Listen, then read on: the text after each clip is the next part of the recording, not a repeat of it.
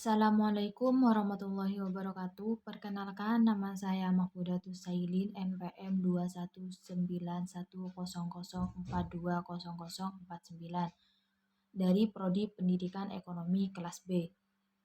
Di sini saya akan melaksanakan UAS dari mata kuliah Ekonomi Internasional, yang dimana UAS tersebut kita disuruh untuk menganalisis perusahaan multinasional yang berada di Indonesia. Di sini saya akan menganalisis tentang perusahaan PT Astra Honda Motor.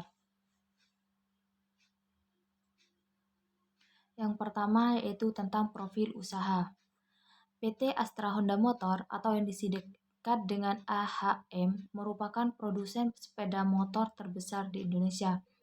Perusahaan ini pertama kali didirikan dengan nama PT Federal Motor pada tanggal 11 Juni 1971 dengan kepemilikan saham mayoritas oleh PT Astra Internasional. Pada awal berdirinya, perusahaan ini masih mengimpor komponen sepeda motor dari Jepang yang berupa CKD, Completely Knockdown. Produk pertama yang dirakit oleh perusahaan ini adalah tipe bisnis, yakni S90Z.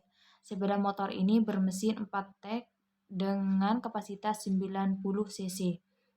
Produk perusahaan nyatanya dapat diterima oleh konsumen sejak tipe pertama dilempar ke pasaran sebanyak 1.500 unit. Buktinya, permintaan semakin melonjak secara drastis sebanyak 30.000 unit pada tahun berikutnya. Selanjutnya yaitu tentang strategi perkembangan perusahaan Honda. Di dalam pertumbuhan industri, sepeda motor di Indonesia semakin meningkat dari tahun ke tahun, dan konsumen memiliki banyak pilihan merek untuk dipertimbangkan seperti Honda, Yamaha, Suzuki, dan lain-lain. Berdasarkan penjualan Asosiasi Industri Sepeda Motor Indonesia atau yang disingkat dengan AISI, diketahui bahwa merek Honda mencapai pangsa pasar dan pertumbuhan penjualan tertinggi selama 10 tahun terakhir. Strategi yang dilakukan oleh PT Astra Honda Motor atau yang disingkat dengan AHM sebagai agen pemegang merek tunggal ATPM menerapkan strategi kompetitif advantage berkelanjutan, yakni SCA.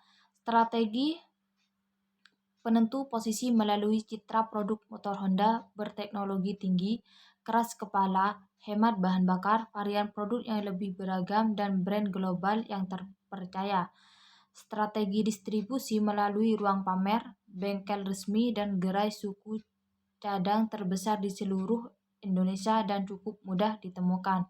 Dalam strategi harga yang menempatkan harga cukup tinggi dibandingkan kompetitor untuk menunjukkan kepemimpinan pasar dan kualitas produk Honda dengan memberikan kapasitas terhadap produknya. Selanjutnya yaitu kebijakan pemerintah terhadap perusahaan multinasional.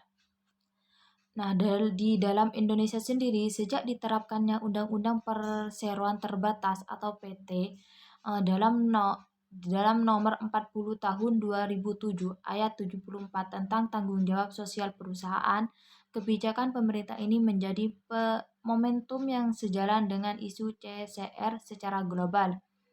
Lebih lanjut di dalam undang-undang yang sama yaitu ayat 76 menyebutkan perusahaan dituntut untuk memiliki laporan dari program CSR yang telah dilakukan oleh perusahaan tersebut.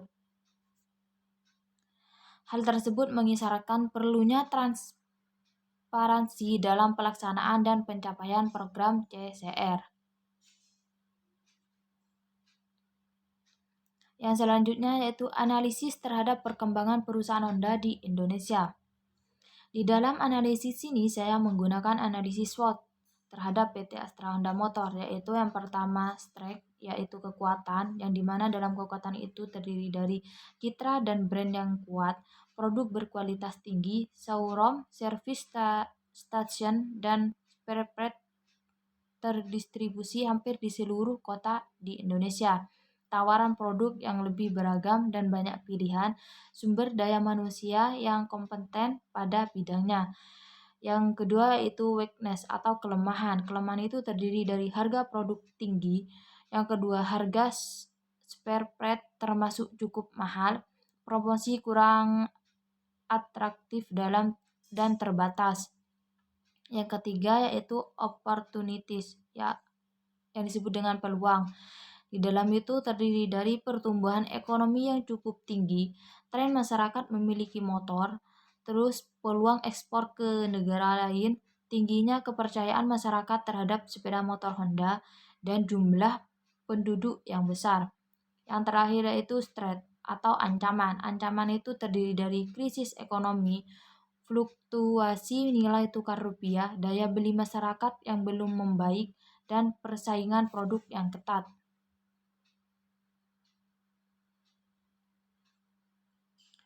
Selanjutnya, bentuk keunggulan perusahaan multinasional dibanding kompetitornya.